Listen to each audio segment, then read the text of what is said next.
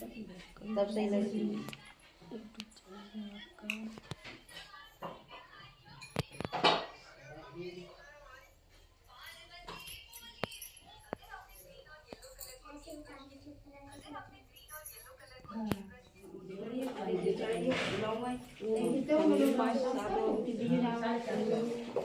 चढ़ा बजे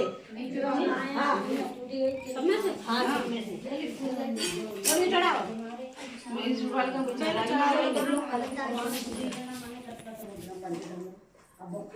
पहले चढ़ेगी तू इसमें से।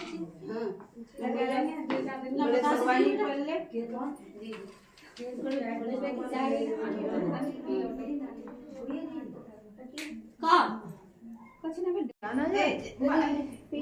तुमने लंबी जोड़ा चढ़ाए थे, लंबी जोड़ा चढ़ाइए कड़ा ला के ना दे चीजें मंगा के मैं बाकी मंगावे अपनी अभी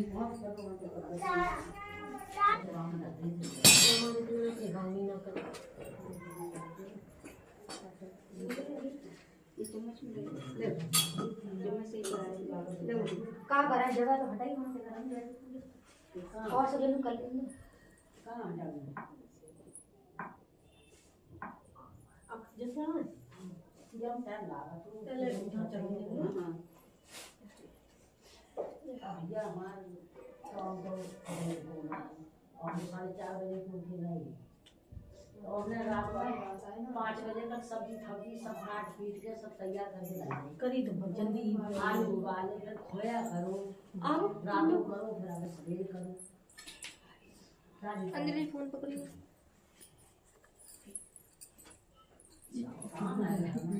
ओए जाई काम पैसे खिलाती सेबिया अम्मा से पैसे ले ऐसे मैं जैसे करूं मेरे देख के करियो सही है।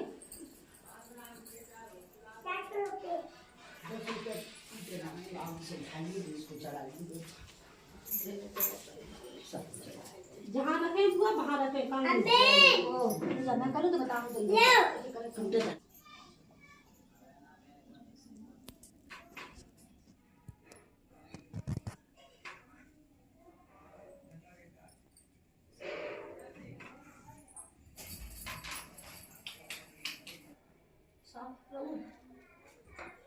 भैया रख दो लक्ष्मी लिया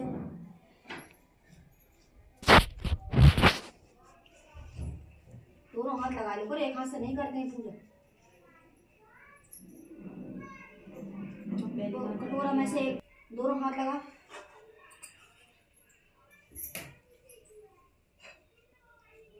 पकड़ हाथ लगा वाले हाथ सही से छोड़ दे सामने पे चढ़ाई दो साइड से चढ़ाई ऊपर तक जाता है साइड से रखी वैसे दोनों हाथ लगा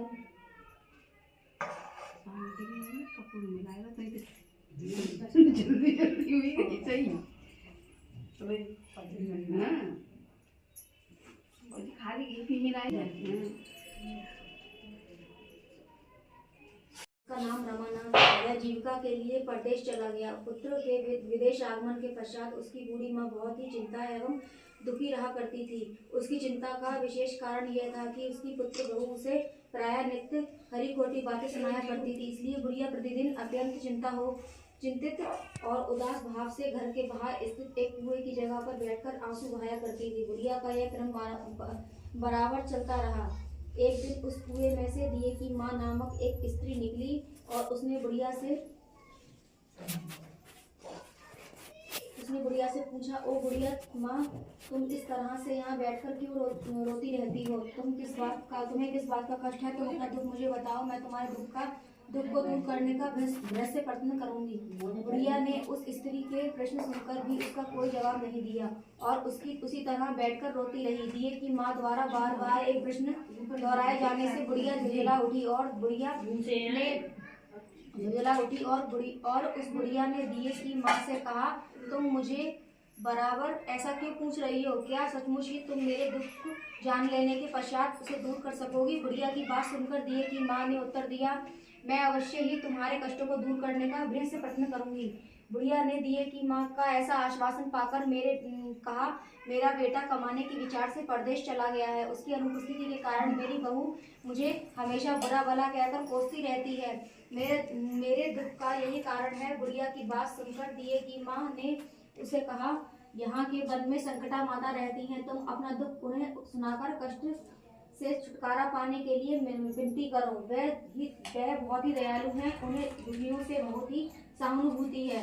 वे निसंतानों को संतान, निर्बलों को धनवान, निर्धनों को धनवान, निर्बलों को बलवान और अभागियों को भाग्यवान बनाती हैं। उनकी कृपा से कुंवारी कन्याओं को अपने इच्छित भर प्राप्ति होती है, रोगी रोग से मुक्त हो जाता है। इसके अतिरिक्त और कोई भी मनोकामना हो उन सभी को पूरा करती हैं। दिए की माँ से ऐसी विलक्षण बात सुनकर बुढ़िया संकटा जी के पास आई और उनके चरणों में गिरकर साष्टांगवत करके विलाप करने लगी। संकटा जी ने दयार्थ होकर बुढ़िया से पूछा, बुढ़िया तुम किस दुख के कारण बराबर रोती रहती हो? बुढ़िया ने कहा, हे माता, आप तो सब कुछ जानने वाली हैं, आपसे कुछ भी छुपा नहीं है। यदि आप मेरे दुख दूर कर दो तो मैं अपनी करुणा गाथा आपको सुनाऊं। उसकी बात सुनकर संकटा जी ने कहा, तुम पहले मुझे अपना दुख बताओ। दुखियों, मेरा लड़का परदेश चला गया है। उसके घर में न रहने से मेरी बहू मुझे तरह तरह की बातें सुनाया करती है। उसकी बातें सहने योग्य नहीं होती। इसी कष्ट के कारण मैं विवश होकर बराबर रोया करती हूँ। बुढ़िया की ये मनौती मान लो कि हे संकटा माता, यदि मेरा लड़का सकुशल घर वापस आ जाएगा तो मैं आपकी पूजा करूंगी और सुहागन स्त्रियों को आमंत्रित करके उन्हें भोजन कराऊंगी। संकटा माता के कहे अनुसार उस बुढ़िया ने घर जाकर लड्डू बनाए, परंतु जब भी बुढ़िया लड्डू बनाती तो 7 की जगह 8 लड्डू बन जाते। इस बात से बुढ़िया बहुत ही असमंजस में पड़ गई कि ऐसा होने का बन जाने का कोई अन्य कारण होगा। इसी समय वृद्धा स्त्री के भेष में माता संकटा प्रकट हो गई और बुढ़िया से कहा, क्यों बुढ़िया, आज तुम्हारे घर कोई उत्सव है क्या? यह सुनकर बुढ़िया ने कहा, हाँ, आज मैंने संकटा माता के लिए सुहागनों को भोजन खिलाने का निमंत्रण दिया है, किंतु जब गिनकर 7 लड्डू बनाती हूँ तो 8 बन जाते हैं। मैं इसी बात से बहुत चिंतित में हूँ। बुढ़िया की बात पर संकटा जी ने कहा, क्या तुमने किसी बुढ़िया स्त्री को भी आमंत्रित किया है? बुढ़िया कहने लगी, नहीं, मैंने तो ऐसा नहीं किया है, परंतु तुम कौन हो? संकटा जी ने कहा, मैं बुढ़िया हूँ, मुझे ही तुम आमंत्रित कर दो। ऐसा सुनकर बुढ़िया ने उन संकटा रूपधारी बुढ़िया को भोजन के लिए निमंत्रित कर दिया। इसके बाद बुढ़िया के घर में सभी आमंत्रित सुहागनें आ पहुंची और बुढ़िया ने सबको लड्डू तथा अन्य मिठाई आदि से भोजन कराया, जिससे माता संकटा जी की कृपा से उस रमानाथ के मन में अपनी माता व अपनी स्त्री से मिलने की प्रबल इच्छा उत्पन्न हो गई तथा सुहागनों के भोजन करते ही उस बुढ़िया का लड़का परदेश से अपने घर आ गया। लड़के के आने की सूचना बुढ़िया को दी गई, लेकिन बुढ़िया अपने काम में लगी रही। उसने कहा, लड़के को बैठने दो, मैं सुहागन जमाकर अभी आती हूँ। लड़के की बहू ने पति आगमन का समाचार पाकर पति के स्वागतार्थ वहां से तुरंत प्रस्थान कर दिया। लड़के ने अपनी बहू को देखकर मन में विचार किया कि मेरी स्त्री को मेरे प्रति कितना प्रेम है, जो खबर पाते ही मुझसे मिलने के लिए चली आई। परंतु मेरे माता ने खबर पाकर भी अपने आने की बात नहीं सोची। इधर जब पूजा कर काम समाप्त हो गया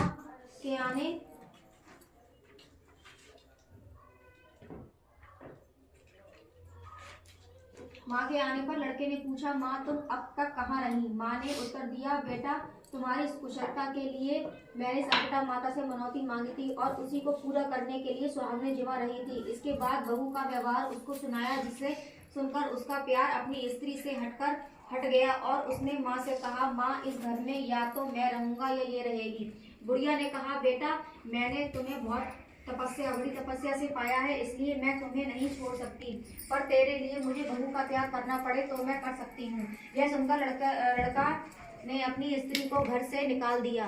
बहू घर से निकलकर बाहर आई और बहुत ही दुखी मन से एक पीपल के पेड़ पर चढ़कर बैठ गई और तथा रोने लगी। इसी तरह एक राजा उधर से जा रहा था। स्त्री को रोते देखकर राजा ने उससे पूछा, तुम क्यों रो रही हो? तो उसने अपनी सारी बात राजा को बताई, जिससे सुनकर राजा ने कहा, आज से तुम मेरी धर्म बहन हो, इसलिए तुम रो मत। जय संकटा माता मैया जय संकटा माता, जो जन तुमको भाता सोई फल पाता।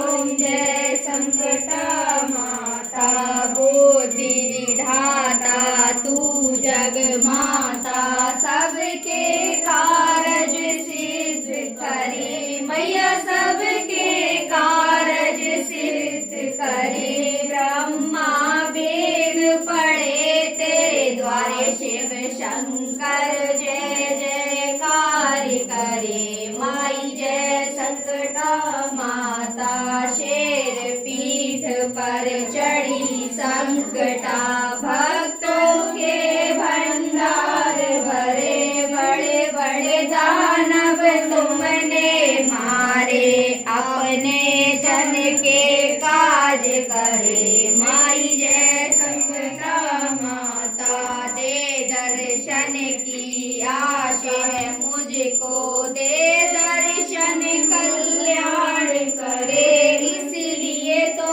हम माता हाथ जोड़ तेरे द्वार खड़े। माई जय संकटा माता, कहीं पे दुर्गा कहीं माँ लक्ष्मी, कहीं संकटा माता।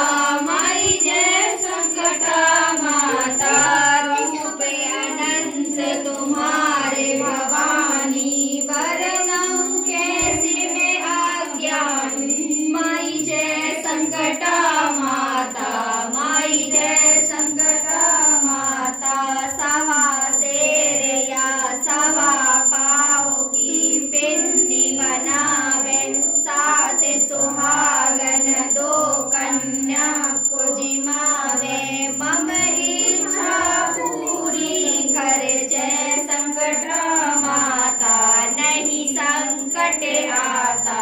माई जय संकटा माता, लिखी फकीर चंद ने आरती, जो वर जो नर नारी गाए, पांच पुत्र होए अति बलवाना, नाम गाजन को जाना। माई जय संकटा माता, जो जन तुमको ध्याता सोई फल पाता। माई जय संकटा माता, बोलो संकटा मैया की जय, की जय, पागल मैया की जय, पार्वती मैया की जय। बहुत मारूंगी